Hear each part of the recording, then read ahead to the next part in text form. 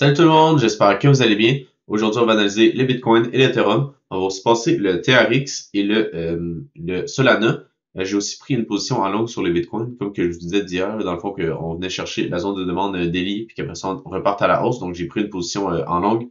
Pour les targets, le premier niveau que je vous disais, donc les 40 000 On a aussi le niveau des 0,5 de Fibo là, en weekly qui est aux 42 000 Donc, ça va être un autre niveau que je vais checker pour prendre un TP sur mon long si jamais il se passe bien. Euh, Rapidement sur CoinMarketCap, on peut voir que le Bitcoin, il est quand même stable et on peut voir qu'il a monté un petit peu dans les derniers jours, mais il est quand même assez stable comparé à la volatilité qu'on a eue dans les dernières semaines. On a le BNB, par exemple, qui fait vraiment une très belle performance. Personnellement, j'ai pas eu de setup sur le BNB en ce moment. Là, on fait juste venir chercher des liquidités. Comme que je vous montrais un petit peu hier aussi. Sinon, pour la plupart des altcoins, on a quelques altcoins qui bougent un peu, mais je dirais que c'est assez calme. C'est surtout sur le Bitcoin que personnellement, je vais me concentrer, puis sur le TRX, puis le Solana. Donc, en gros, c'est la position que j'ai pris hier sur le Bitcoin. On peut voir que j'étais un petit peu en négatif. Mais en gros, c'est qu'après d'avoir vu la bougie 4 heures qu'on avait faite juste ici, qui était vraiment une bougie qui était très puissante, parce que, en gros, ça montrait qu'on avait énormément d'acheteurs, parce que si on passe en 1 heure, on peut voir en gros qu'on est venu toucher une fois la zone de demande daily. Donc, si on va en daily, je peux vous le montrer. En gros, c'est la bougie du samedi 18 novembre. En gros, que je pense que ça va être une bougie qu'on devrait avoir pas mal de demandes. Comme qu'on peut voir hier, on est venu la tester et on a pas mal de demandes parce qu'on a fait une belle clôture daily. Donc, euh, le trade, logiquement, il est encore valide parce que avec la bougie ici, là, dans le fond, ce serait juste un pullback. Puis ensuite de ça, cette bougie daily-là, pour que ça soit vraiment optimal, il faudrait que à clôture dans le vert, donc par exemple clôturer au-dessus des 37 800, ça serait très très bullish, mais juste clôturer par exemple au-dessus des 37 500, ce serait déjà un bon début.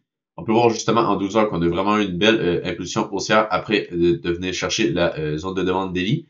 Donc c'est une autre raison pourquoi que je suis rentré en longue.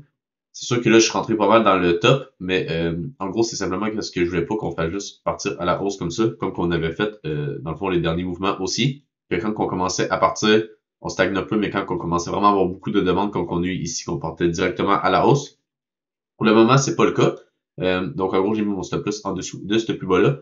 Parce que je pense que si on vient chercher ici, on va sûrement venir chercher plus bas. Donc on va revenir chercher ici. Donc, c'est pour ça que j'ai mis mon stop loss un petit peu plus serré.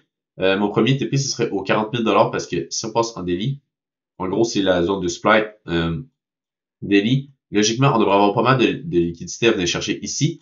Donc, peut-être que je vais monter un petit peu mon take profit. Peut-être que je pourrais le monter, par exemple, on peut voir qu'on a une zone de supply ici. Donc, peut-être le monter sur cette zone de supply-là. On peut voir qu'on est venu le retester une fois sur cette chandelle-là puis qu'on s'est fait rejeter. Donc, à voir si ça serait un niveau, je pense que ça serait un autre niveau qui serait intéressant pour TP. Euh, Sinon, si je vois que le marché est vraiment haussier, dans le fond, qu'est-ce que je vais faire, c'est que je vais simplement laisser mon trade courir, finir chercher jusqu'aux 48 000 Mais ouais, je pense qu'un premier TP, là, peut-être de 50% ou de 25%, je ne sais pas exactement encore, sur les 40 000 ce serait parfait. Puis ensuite, laisser le trade courir si jamais on a un beau breakout. Si jamais on vient chercher mon stop loss, ben, je pense que là, on va repartir à la baisse. Donc, c'est pas plus mal que ça. Ça va simplement dire qu'on est sur un changement du marché, dans le fond, qu'on passe de haussier, comme on peut voir ici, à baissier un peu. Mais c'est pas non plus très baissier. On s'entend là, qu'on est, même si on fait une petite correction ici, ce serait vraiment parfait pour ensuite repartir à la hausse. Donc, même si je me fais prendre mon stop loss et qu'on redescend ici, ce serait vraiment des belles entrées, d'après moi, en longue ou même juste en achat en spot. Là, on va sûrement avoir des belles entrées sur les altcoins qui ont bien performé durant les dernières semaines. Justement, en spot, on a toujours le BGB qui fait un 3% aujourd'hui. Donc ça, c'est toujours un bon signe. Sur le Discord Challenge, donc on est remonté, on est dans le fond, sur le Discord Challenge, on est rendu à 180 Donc oui, on a eu une belle chute de, je pense qu'on était monté à 208, puis on est redescendu à 180, mais de manière, c'est ça le but, c'est qu'on soit hyper risqué. Je risque à peu près 5% du compte par trade environ. Donc, je risque entre 5 et 10 là, ça dépend des trades. Comme par exemple sur le BGB, j'ai risqué 10 mais c'est en spot, puis c'est mon stop loss, c'est vraiment très large.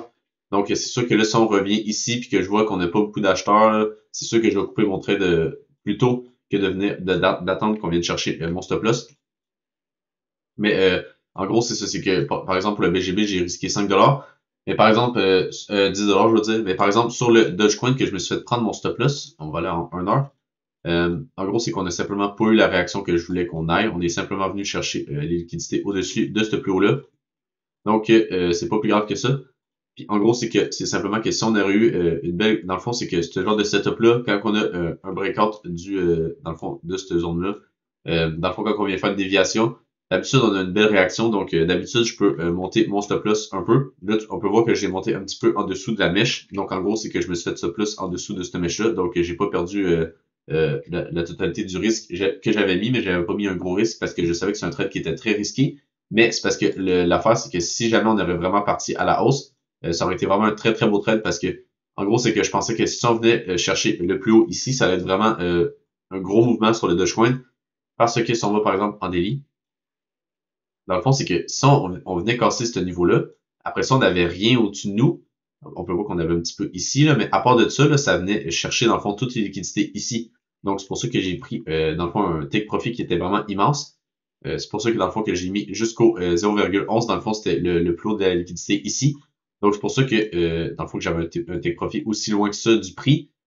On a aussi ma position sur le XRP. Dans le fond, j'ai monté un petit peu mon stop loss. Donc, en gros, qu'est-ce que j'ai fait hier, là? C'est que j'ai monté mon stop loss sur le Dogecoin et sur le XRP. Dans le fond, qu'est-ce que ça me permet? C'est de risquer un petit peu moins pour ces deux trades-là sur le Disco Challenge. Donc, ça me permet, par exemple, de risquer 0,5 R sur le XRP et 0,5 R sur le Dogecoin. Donc, ça me fait quand même un R de risque. Mais comme je vous disais, vu qu'on est très risqué sur le Disco Challenge, ça me dérange pas d'avoir plusieurs R simultanément en risque. Donc, par exemple, là, j'ai le BGB que j'ai, par exemple, un R de risque. Donc, j'ai 10 environ de risque. Sur le XRP et sur le Dogecoin, on était à, je pense qu'avec les deux stop loss, on devait être aux alentours de entre 5 et 7 dollars. Donc, ça faisait environ un R, là, parce que pour un R sur le Disco Challenge, c'est pour moi entre 5 et 10 dollars de perte environ. Donc, on avait, ou de perte ou de gain, ça dépend. Donc, en gros, qu'est-ce que j'ai fait, c'est que j'ai simplement réduit mon stop loss sur le XRP et le Dogecoin pour pouvoir rentrer en longue sur le Bitcoin. Donc, comme ça, qu'est-ce que ça m'a permis? Ça m'a permis de risquer 5 dollars sur le Bitcoin. Donc, comme ça m'a permis aussi de dérisquer un petit peu ces deux trades-là sur les altcoins pour justement pouvoir rentrer tranquillement en trade sur le Bitcoin. On a aussi le Solana qui nous a fait une pattern un petit peu bearish, dans le fond, en 12 heures. On peut voir que si jamais, en gros, ben, il y en a qui vont dire qu'on a déjà cassé la neckline, qu'on a juste là. Mais moi, je vous dirais que c'est plutôt à partir, je vous dirais, entre ce niveau-là puis ce niveau-là, je suis pas exactement sûr, mais je pense que si on vient chercher ce niveau-là, on va venir chercher ce niveau-là en même temps. Donc, je vous dirais, dans le fond, si on vient casser ce niveau-là, ça va être vraiment bearish sur le Solana, parce que dans le fond, on vient faire un triple top, comme on peut voir juste là. Donc, dans le fond, si on vient faire quelque chose comme ça va être très bearish, avec la cassure de la neckline ici. Je pense pas que cette zone de demande-là va tenir si jamais on vient casser ce niveau-là. C'est sûr, ça dépend tout le temps. Parce que s'il y a beaucoup de personnes qui voient ce triple top-là, ben, qu'est-ce qui peut arriver aussi, c'est que on vient juste faire une cassure, puis qu'on vient chercher le niveau de demande, puis que là, s'il y a beaucoup de shorts, ben là, on va faire un short squeeze. Ça, c'est clair. Mais si jamais on a pas beaucoup de shorts, puis qu'il y a des gens qui essaient quand même de long le Solana, ben là, je pense qu'on va revenir chercher toutes les liquidités qu'on a laissées ici. Ça permettra en même temps de faire un beau nettoyage. Si jamais on prend du top, jusque, par exemple, au chercher toutes les liquidités, ce serait quand même un moins 45%. Mais sincèrement, ça m'étonnerait pas. Si jamais le marché se retourne un peu, puis que Bitcoin aussi se retourne, dans le fond, qui revient, par exemple, aux 34 000 venir chercher ses liquidités, vu qu'on a quand même plus qu'un milliard à venir chercher aux 34 000 ça nous permettra en même temps de faire un beau nettoyage sur le Solana, puis en gros, de pouvoir rentrer tranquillement après sur le Solana en long. Personnellement, je voudrais vraiment pas rentrer en long en ce moment. En gros, si on va en 4 heures, là, on peut voir que dans le fond, qu'est-ce qu'on est venu faire? On est juste venu chercher les liquidités au-dessus de ce sommet-là. Même passant en 12 heures, on peut bien le voir. Ici, on est venu chercher juste les liquidités. Puis, dans le fond, qu'est-ce qu'on est venu? C'est qu'on est venu chercher parfaitement la petite zone de fair value gap. Donc, on est venu chercher la zone de fair value gap. Puis après ça, on s'est vraiment fait rejeter. Donc, logiquement, on devrait venir tout chercher les liquidités qu'on a accumulées ici. Donc, dans le fond, ma première target là, pour le Solana, dans le fond, ce serait dans le fond, ce serait de venir chercher ce niveau-là en premier. Puis ensuite, de venir chercher ce niveau-là. Puis voir si ça tient. Si ça tient pas, ben là, clairement, ça fait un triple top. Puis comme je vous disais, s'il n'y a pas beaucoup de shorts, on va partir à la baisse. Aussi, qu'est-ce qui est à noter, c'est que dans le fond, avec la structure, juste si on utilise la structure du marché, qu'est-ce qu'on peut voir, c'est que ici, on fait un haut qui est plus haut que le précédent. Mais ici, qu'est-ce qu'on va faire, c'est que si jamais on vient faire un bas plus bas que ce pas-là, dans le fond, qu'est-ce que ça va faire? Ça va faire un changement de structure. Parce qu'on va passer de haussier, donc en gros, si je vous le dessine, dans le fond, là, on est haussier ici. Là, dans le fond, qu'est-ce qu'on vient faire? C'est une correction. Puis si on vient faire un bas qui est plus bas que le précédent, donc ici on est plus bas que ici, ben, ça vient faire un changement de structure. Donc logiquement, si jamais le marché essaie de faire un retest, ça va simplement être un retest qui va être bearish parce qu'on vient de changer la structure du marché. Donc le marché passe de haussier à baissier. Donc logiquement, si on vient faire un retest sur ce niveau-là, ça va être sûrement un très bon niveau pour short sur le Solana, si jamais l'order flow nous le permet. Pour ensuite aller targeter toutes les liquidités qu'on a accumulées ici. Donc, ça ferait par exemple un changement, dans le fond, de tendance à plus court terme. Donc, par exemple, qu'on revient sur ce niveau-là. Mais à plus long terme, si on regarde par exemple la tendance dans son ensemble, ça serait vraiment juste une correction pour ensuite pouvoir repartir à la hausse sur le Solana. Donc, ça serait vraiment un bon signe, dans le fond, là, pour la tendance en général que le Solana corrige un peu ici. Ça nous permettrait de venir chercher toutes les stop loss des longues pour ensuite repartir à la hausse tranquillement. On a aussi le TRX qui est, dans le fond, qui est vraiment bearish en ce moment. Donc, si par exemple, on va en 4 heures, là, on va pouvoir bien le voir, dans le fond, on est venu chercher les liquidités au-dessus de ce sommet-là. Puis aussi, qu'est-ce qui est à noter? C'est qu'on est venu chercher la zone de supply juste là.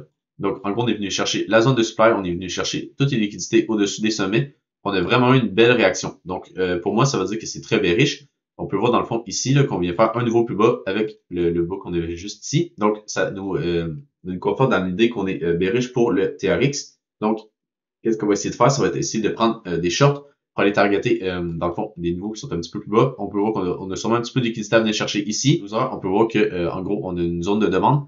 Mais avec dans le fond, la price action qu'on a eu ici, qu'on est juste venu chercher les liquidités, ça m'étonnerait que la zone de demande tienne. Donc, c'est ça que je vous dis, il y a des altcoins qui sont pas très bullish en ce moment, même si le Bitcoin l'est. Donc, c'est un petit peu bizarre. Personnellement, je voudrais plutôt voir qu'est-ce que le Bitcoin fait avant d'aller essayer de shorter les altcoins. Mais en gros, mon niveau pour shorter le TRX, ça serait ce niveau-là environ. Là. Dans le fond, c'est qu'on a une zone on a une zone de supply en 12 heures. Si on passe en 4 heures, on peut même la définir un petit peu mieux. Dans le fond, ce serait ce niveau-là exactement. Puis en gros, qu'est-ce que ça correspondrait? Ce serait de venir fermer complètement la fair value gap qu'on a juste ici. Donc, en gros, les 0,1 $, ça serait vraiment un niveau clé sur le TRX. Dans le fond, les 0,10354, pour être vraiment précis, ça serait le niveau clé sur le TRX si jamais on revient le chercher. Dans le fond, si on vient le chercher et qu'on a un beau rejet, logiquement, on devrait repartir à la baisse puis venir chercher un petit peu plus bas. Donc, comme le Solana, là, ça serait vraiment juste une correction qui serait vraiment saine parce qu'on peut voir que le TRX est vraiment très, très haussier. Si même on passe en weekly, on peut voir qu'il est vraiment très, très haussier depuis, dans le fond, c'est quand son bottom, c'était le 14 novembre 2022, donc en gros, en même temps que le Bitcoin. Donc, ouais, c'est ça. Dans le fond, qu'est-ce qu'on pourrait avoir comme target sur le TRX, par exemple, en 3 jours? On peut voir qu'on pourrait peut-être revenir chercher, par exemple, ce petit bougie-là. Donc, ça nous permettrait d'avoir une target sur ces niveaux-là. En même temps, logiquement, ça correspondrait avec ouais, la liquidité qu'on a laissée juste ici. Donc, pourquoi pas venir chercher, par exemple, ce niveau-là. Donc, qu'est-ce qu'on pourrait faire? Ce serait, par exemple, d'avoir un short sur ce niveau-là pour après ça aller targeter, dans le fond, les liquidités en dessous de la petite mèche qu'on a ici. Aussi, on peut voir rapidement sur le link qu'en gros, on est venu faire un equal high hier. Ouais, ça, c'était hier. Donc, en gros, qu'est-ce que moi je voudrais voir sur le link? Ça serait de revenir, dans le fond, faire une dernière correction, revenir, comme que je vous disais dans les dernières vidéos, dans ces niveaux-là, ensuite repartir à la hausse, parce que je pense que, dans le fond, ces niveaux-là ici, ça va être vraiment des bons niveaux pour long. Dans le fond, j'ai déjà un setup de long juste là que je vous avais partagé. En gros, ça serait d'avoir une entrée sur les 11,98 $ avec un stop loss. Je vais pas le mettre aussi serré, mais je pense que en gros, qu'est-ce qu'on pourrait venir faire, ce serait, on pourrait dire que dans le fond, c'est que cette chandelle-là ici va causer le mouvement ascendant qu'on a eu ici. Donc, si jamais on vient briser cette chandelle-là, ça veut dire qu'on va venir sûrement chercher les liquidités juste là. Donc, dans le fond, qu'est-ce que je voudrais voir? Ce serait, dans le fond, d'avoir un stop loss en dessous de cette petite chandelle-là. Donc, ça nous mettrait un stop loss, dans le fond, ouais, parfaitement ici. Donc, ça nous ferait un stop loss quand même de 6%. Mais en gros, qu'est-ce qu'on essaierait de faire? Ce serait de venir ici pour aller targeter, dans le fond, un nouveau plus haut. Donc, on peut voir sur l'order flow du Bitcoin. C'est une autre raison pourquoi que je suis bullish en ce moment sur le Bitcoin, même si, comme que je vous ai montré sur les altcoins, c'est pas exceptionnel. On a quand même quelques altcoins qui sont bearish comme le TRX et le Solana. Mais sur le Bitcoin, on est très bullish en ce moment. Je vais vous expliquer pourquoi. En gros, c'est que dans le fond, avec les fundings, on peut voir qu'à partir du mouvement, dans le fond, depuis qu'on a fait ce mouvement haussier-là, juste ici, qu'on est venu chercher la zone de demande en daily, on peut voir que c'est juste des shorts qui sont rentrés dans le marché. Donc, tout ce mouvement-là, dans le fond, si on peut, dans le fond, on peut le représenter par un petit range qu'on a ici. Pendant ce range-là, on peut voir que si on regarde les fundings, donc dans le fond, d'ici à là, on peut voir que les fundings sont montés un peu, mais depuis, dans le fond, ici, donc en gros, si on prend une ligne horizontale, une ligne verticale plutôt, on peut voir que depuis ici, donc depuis ce mouvement-là, on peut voir qu'il y a beaucoup d'open interest qui ont rentré dans le marché, puis que c'est surtout des shorts. Donc moi, qu'est-ce que ça me dit? Ça me dit qu'on est surtout, dans le fond, sur des shorts qui rentrent dans le marché, ce qui me, dans le fond, c'est pour ça que je suis bullish aussi, parce que, en gros, quand on a des shorts, on va essayer d'aller les liquider. Aussi, qu'est-ce que j'aime beaucoup voir, c'est qu'on a beaucoup d'achats sur Coinbase, même si sur Binance, on a de la vente. Ça m'inquiète pas tant que ça, parce qu'on peut voir que depuis le début, là, dans le fond, si on dézoome un peu les graphiques, euh, on peut voir que depuis, dans le fond, ce niveau-là, on peut voir que Coinbase achète, c'est vraiment ça qui fait monter le prix. On peut voir juste là, dans le fond, depuis que Coinbase achète ici, ben, le prix continue de monter tranquillement. Donc, pour moi, tant que Coinbase achète puis qu'on a beaucoup de shorts, on peut voir sur l'open interest qui augmente vraiment, euh, pour moi, c'est un très bon signe. Puis logiquement, on devrait partir à la hausse à cause de ça. Même si on peut voir dans le fond, ça c'est le CVD au complet, donc Binance et Coinbase, on peut voir qu'il est un petit peu descendant, mais ça m'inquiète pas vraiment parce que on peut voir juste ici que dans le fond que Coinbase achète beaucoup, puis c'est vraiment ça qui fait monter le prix. On a aussi beaucoup d'ordres en limite. Ça, on va aller le voir juste à la fin de la vidéo. Donc, sur l'Ethereum, comme je vous dis, c'est un petit peu moins intéressant que sur Bitcoin parce qu'on a, dans le fond, on a moins d'achats sur le CVD. On peut voir juste ici, Coinbase et Binance n'achètent pas vraiment. On peut voir ici qu'on a un petit peu d'achats, mais c'est vraiment pas incroyable. Par exemple, qu'est-ce qui est à noter aussi, c'est que l'open interest est vraiment descendant sur dans le fond, sur l'Ethereum. Donc, tout le monde se concentre sur le Bitcoin. Donc, c'est pour ça que je suis en longue sur le Bitcoin parce que toutes les liquidités, logiquement, vont dans le Bitcoin. Puis on peut voir avec l'open interest qui augmente vraiment beaucoup sur le Bitcoin, tandis que sur l'Ethereum, il n'y a pas grand-chose qui se passe. Les traders sont vraiment pas focusés sur l'Ethereum, ils sont plutôt focusés sur le Bitcoin. Donc, c'est pour ça que moi aussi, je me focus sur le Bitcoin.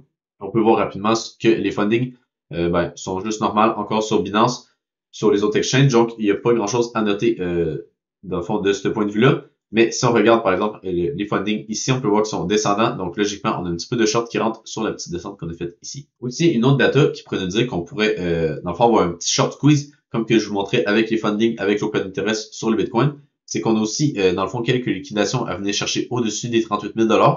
Tandis qu'au sud, on n'a pas grand-chose à les récupérer pour le moment, dans le fond, proche du prix. C'est sûr qu'on a beaucoup de liquidités à venir chercher aux 34 000 $.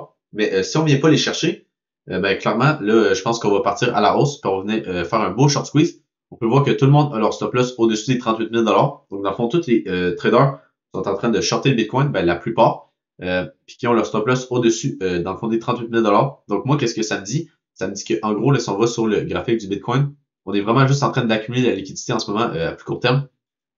Donc, on peut voir ici, on vient pas chercher les stop loss des shorts. On peut voir avec, par exemple, ici, on est venu chercher les stop loss juste là. Mais ensuite de ça, on peut voir ici, on n'est pas venu chercher aucun stop loss parce qu'on n'est pas venu au-dessus de cette mèche-là. Après ça, par exemple, tout ici, on n'est juste pas monté vraiment. On fait juste descendre tranquillement. Donc, pour moi, c'est vraiment un bon signe. Pour moi, ça veut dire qu'on est juste en train d'accumuler beaucoup de stop loss des shorts. Donc, dans le fond, c'est on vient chercher un bottom, par exemple, ce matin, durant la session New York. Puis après ça, qu'on reparte à la hausse. Ça serait vraiment pas dégueulasse du tout. En plus que, par exemple, les actifs risk-on dans le fond, aux US, donc les SP500 et le Nasdaq sont très, très bullish. On peut le passer rapidement, là, mais ils sont extrêmement bullish. On peut voir avec l'SP500 qu'il y a une petite chute, mais ça correspond aussi avec le Bitcoin qui a vraiment une petite chute. Mais en gros, c'est que si on passe en daily, on est très bullish en ce moment. On a la même chose sur le Nasdaq. Donc, vraiment, tout en ce moment me conforte sur le fait qu'on va avoir un short squeeze sur le Bitcoin. Je ne sais pas si je vais avoir le timing bon. Peut-être que je vais venir me faire prendre mon stop loss avant qu'on en reparte à la hausse, mais je pense qu'on va avoir un beau short squeeze sur le Bitcoin. Donc c'est ça, justement, on peut voir dans le fond les ordres limites. Dans le fond, sur le Bitcoin, on peut voir que dans le fond, ils montent tranquillement leurs ordres limites. On peut voir que le prix monte tranquillement avec eux. Donc ça va être vraiment intéressant de voir. Dans le fond, on a vraiment une grosse bataille en ce moment entre les vendeurs aux 38 000 $ et les acheteurs dans le fond, entre les 36 700 $ et les 37 000 $. Donc, à voir qui va gagner. Personnellement, je pense, comme que je vous disais, que ça va être les acheteurs. Aussi, avec la tendance qui est haussière en ce moment, ça serait un peu niaiseux de dire que ça va être dans le fond, que ça va être les vendeurs qui vont gagner quand ça fait genre un mois que c'est juste les acheteurs qui gagnent à chaque fois. Donc, si vous avez aimé la vidéo, n'hésitez pas à vous abonner. Sinon, on va se retrouver demain pour une nouvelle vidéo. Bye!